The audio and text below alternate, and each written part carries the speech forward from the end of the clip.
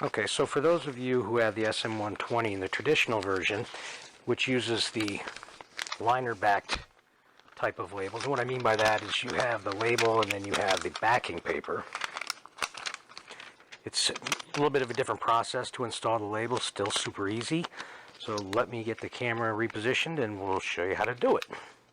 Okay, so the first thing we're going to want to do is we're going to need to strip some of these labels off this roll because you're going to want some tag. So just start removing, I don't know, probably 12 to 18 inches of label.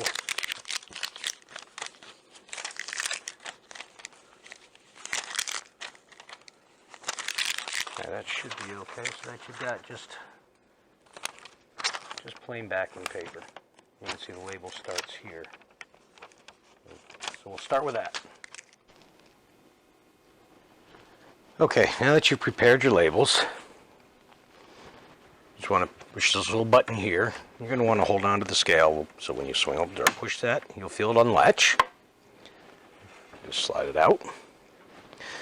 And then grab your cartridge or your cassette right here and just give it a nice little tug. It'll slide right out.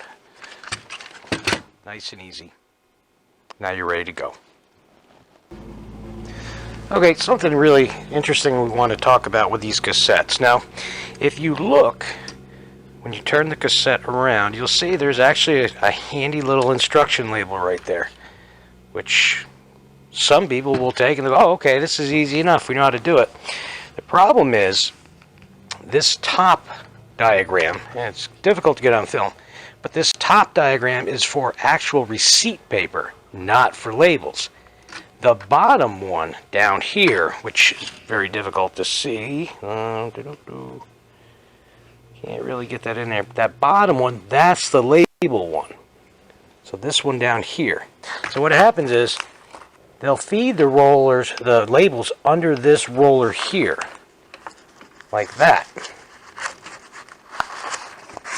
And then they'll put them through, and they'll think, oh, well, okie dokie, we're good. Well, that's not how the labels need to go. And what happens is, after a while, sometimes the labels, depending on if you're not buying quality labels, you're not buying them from DIGI, you can actually pop that pin out or break that pin. So receipt tape goes underneath, but the labels, they go around the outside like this. Very important. Just wanted to touch on that quickly because that's an easy thing for people to do, and it's something customers will do all the time. Okay, the next thing we're going to do is we'll take our label roll, and you want the labels facing out, and we'll just slide that over the green spindle like so. And we'll take this. There's a little guide right here. Just take that paper and make sure that slide it under. So now that label sits under that little guide. Okay, then we're going to take our label, and there's a space right here that you'll be able to see right behind these two rollers. And you just thread the paper through and pull it out the back side. We'll just pull it on through. Stop it short of a label. Okay, once you have the label paper through, now if you look on this spindle here, you'll see there's little slots, right? So what you want to do is take the paper, feed it around clockwise. Okay, so you really just want to set the paper into that, give it a couple turns just to get it starting to feed. Just back your main roll up until it's all nice and snug. Not going to be super tight. You can pull, if you have to, pull back just a little bit, or just yank this label off, whatever you want to do.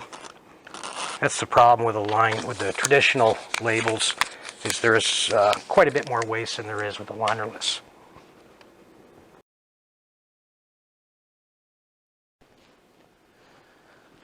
Okay, so now the cassette's all set and ready to go. So you can take your cassette, and you see the arrow, that's the direction it goes in, like this. Now one of the things you want to look at is this little tab right here. So there's a groove right here, and that little tab, that slides down through this groove. So if you have trouble getting it in, you're probably hanging up on that. So we'll just set that in.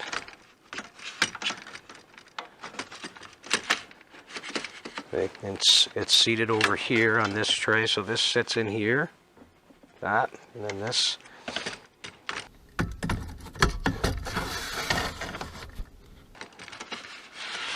And just nice and gentle, you'll hear it click into place.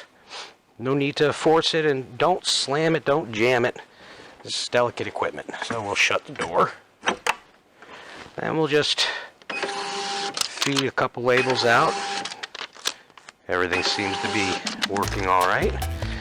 And we'll try a real item. There we go.